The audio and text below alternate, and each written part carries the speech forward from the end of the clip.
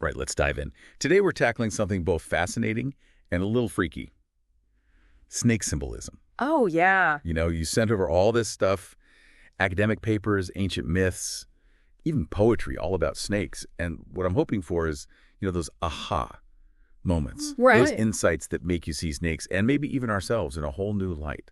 Well, what's really interesting here is that snakes, they evoke both reverence and revulsion. Across cultures, it's like this slithering paradox, the snake. Yeah, it really is. And I think maybe that's where we should start with this idea of duality. Okay. Why do snakes hold this power over us? Both terrifying and alluring at the same time. It probably starts with their biology, right? Right. Like, think about it. I mean, they shed their skin. It's a powerful symbol of rebirth, but then they also have venom, which can kill and cure. It's almost like their existence is this physical manifestation of duality. Yeah. And we see that duality in how snakes are represented too. Right. Like you mentioned, the caduceus. Yes. 2 snakes intertwined around a staff. The symbol of healing and medicine. And then you have the snake in the Garden of Eden, often depicted as, the tempter. Oh, right, yeah. Leading to humanity's downfall. It's as if the snake, it becomes this mirror, reflecting our own struggles. Right. Between good and evil, creation and destruction. It makes you think, how do we react to snakes on a personal level? Yeah. Do we lean towards fear or fascination? It's a good question. Does one aspect of that duality resonate more strongly? What do you think? For me, it's always been the mystery. Okay. They move so silently, almost like they're slipping between worlds, like they're guarding the secrets of those spaces in between. See, that leads us perfectly into another theme we see a lot in these sources. The snake as guardian. We find them depicted as protectors of sacred spaces. Yeah. Temples, gardens. Okay, so let's unpack this idea. Why a snake? Right. Of all the creatures, why choose something often seen as dangerous to guard these precious places? I think you have to think about the symbolism. Snakes are often associated with what we call chthonic powers. Those forces connected to the underworld, the mysteries of life and death. Right. They're seen as these intermediaries between realms, almost like a bridge between what we know and what lies beyond. So it's not just about physical protection, it's about guarding something more profound, something sacred. Exactly. Take the agathos daemon from Greek mythology. It was a household spirit ensuring health, good fortune, and it was often depicted as a serpent. Oh, interesting. So it's not this, fearsome guardian we might imagine. Right. It's a benevolent protector, a guardian of the home and family. It flips the script on how we typically view snakes. Yeah. It's not just about danger. It's about protection, guidance even. Yeah. Almost as if they're guarding the thresholds of our lives. Those pivotal moments of transition. Yeah. Where we might need a little extra courage or wisdom to move forward. Absolutely. And that brings us to another really fascinating aspect of snake symbolism, and one that might surprise you. Their association with knowledge and wisdom.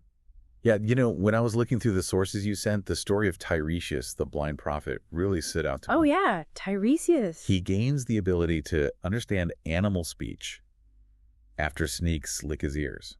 I mean, that's wild. It is. It really is. It's like they imparted some kind of secret knowledge to him, right?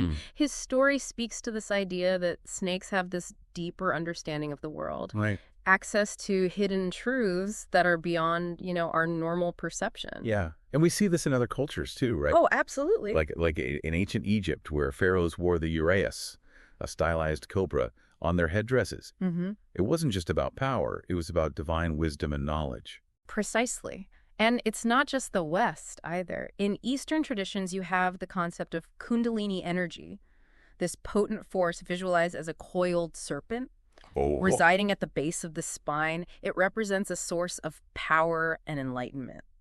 I've heard of Kundalini yoga, but I never made the connection to snake symbolism. So in essence, across various cultures throughout history, we see this idea of the snake as a symbol of profound knowledge, a guide to hidden truths. It's fascinating, isn't it? It is. It's really And fascinating. like these ancient cultures were trying to tell us something. Yeah. That true knowledge, true wisdom often comes from unexpected sources. Right. Sometimes even unsettling sources. And perhaps the snake, with its paradoxical nature, is the perfect embodiment of that very idea. Yeah. It challenges us to look beyond the surface, beyond our fears, to find the deeper meaning. I couldn't have said it better myself. Yeah. It begs the question, what are your own experiences with seeking knowledge or hidden truths? Do any of these snake symbols resonate with your personal journey? Oh, that's a great question. I think we should probably dig into that a little bit more. Yeah, let's do it. Yeah, it's a journey, isn't it? We all take it in different ways, constantly seeking, learning, evolving.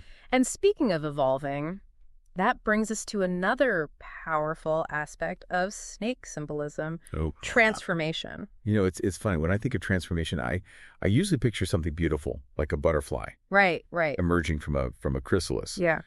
But a snake's transformation, shedding its skin, it's a little more, I don't know, primal, isn't it? It is. And perhaps that's what makes it so powerful. It's this visceral reminder that transformation isn't always, pretty. Right. It can be messy, Yeah. even a little bit frightening. Yeah, it's not just about, becoming something new. It's about leaving something old behind. Exactly. And that ties into the alchemical process of transmutation, where base metals are transformed into gold. It's about refining, purifying, becoming something more valuable, more potent. So it's not just a physical change. It's an internal one, too. Absolutely. It's about personal growth, spiritual evolution. Think of it like this. We all have the potential for gold within us. Okay. But sometimes we need to shed those old patterns, beliefs, even identities to reach it. I love that analogy. It makes you think about the Babylonian myth of Gilgamesh. Oh, yes. Where a snake steals the plank of immortality. On the surface, it seems like a setback for Gilgamesh. Right. But could it be that the snake was actually doing him a favor?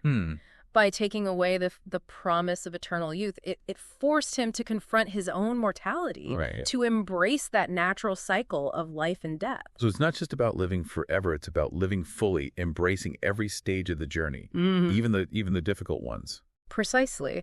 And that's where the snake, with its ability to shed its skin and seemingly be reborn, becomes such a potent symbol. Right. It reminds us that endings are necessary for new beginnings. Thinking about this makes me wonder, are there any areas in your life right now that are calling for a transformation? Is there something you need to shed, to let go of, in order to move forward? It's a question worth asking yourself. And maybe, just maybe, embracing the symbolism of the snake's shedding, it can give you the courage to face those changes, head on, to see the potential for renewal and growth that lies on the other side. Yeah, it's a powerful image, that's for sure. But what's interesting? Despite this potential for positive transformation, snakes often get a bad rap. You're right. Even with all the positive symbolism we've talked about, the snake is often cast as the villain, the embodiment of evil. Exactly, like the Egyptian myth of Apophis. Oh. The serpent dragon who's constantly trying to swallow the sun god, Ra. It's a classic battle between good and evil. And that narrative echoes across cultures. Take the story of the Garden of Eden. The serpent is often interpreted as a symbol of deceit and temptation, leading humanity astray. But even in these negative portrayals, there's often an element of power, of knowledge associated with the snake. Like they possess something we humans both desire and fear. That's a great point. It's as if the snake, it's holding up a mirror to our own shadow selves. Those aspects of our nature that we might try to suppress or deny. Those primal instincts and desires that we deem unacceptable. So maybe the fear, it isn't just about the snake itself. Maybe it's about what it represents. The potential for darkness within ourselves. It's a thought-provoking idea, and perhaps that's why the snake evokes such strong reactions, right? Both positive and negative. It forces us to confront the full spectrum of our human experience, the light and the shadow. That's a lot to unpack. Oh. But one thing's for sure, these aren't just, slithering creatures. No. Snakes are powerful symbols that have been shaping our understanding of the world and ourselves for millennia. Absolutely. And the beauty of their symbolism is that it's so multifaceted. It's not just, good or evil, healing or destructive. It's all of those things woven together in this complex tapestry. It's like the snake itself. Yeah. A creature of contradictions, a symbol of both fear and fascination. And perhaps by embracing that complexity, we can learn to appreciate the richness and depth of our own human experience. We've talked about the snake as a symbol of duality, a guardian, a source of knowledge and transformation, and even the embodiment of our shadow selves. Right. But there's another aspect we haven't touched on yet. Okay. The snake's connection to the feminine. Ah, yes. A fascinating and often overlooked aspect. I was really struck by the images of women breastfeeding snakes. Oh, wow. That I saw while going through the research you sent. It speaks to this kind of primal bond between the two. Exactly. And there are so many other examples, The image of the snake coiled around a tree, a symbol of fertility and the life-giving forces of nature. The goddess Wadjet from ancient Egypt, this powerful protector often depicted as a cobra. So it's not just about masculine power and aggression. The snake also embodies feminine strength, creativity, and the nurturing aspects of the universe. And let's not forget the connection to Kundalini energy, which, as we discussed earlier, is often associated with the feminine principle. It's almost as if the snake, in all its symbolism, is urging us to break free from rigid gender roles and embrace the full spectrum of human experience. It's a beautiful way to look at it. The snake, it invites us to see beyond the binary, to recognize the interconnectedness of seemingly opposite forces, the masculine and the feminine, the light and the shadow. It's really making me rethink my whole perspective on snakes. There's so much more than just scary creatures to be avoided. Exactly. And that brings us to a question that I think a lot of people have. Okay. Why are we so afraid of snakes? Yeah. Is there a deeper meaning to this common fear? That's a great question. And honestly, I think it circles back to everything we've been discussing today. Could it be that the fear isn't so much about the snake itself, but more about what it represents?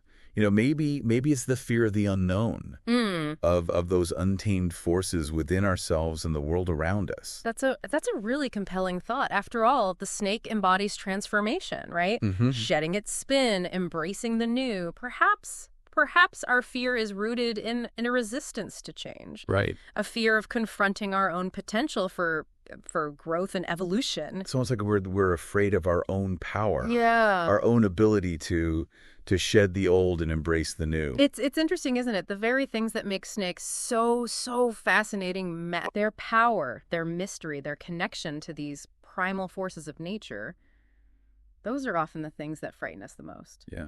Maybe there's a lesson in that. Maybe the snake is challenging us to confront those fears, to step outside of our comfort zones and embrace that, that transformative journey that life has to offer. And perhaps by understanding the symbolic language of snakes, we can gain a deeper understanding of ourselves and our place in the grand scheme of things. We can learn to appreciate the beauty and complexity of a world that's full of paradoxes and contradictions. This has been such an incredible journey looking at these creatures through a completely different lens.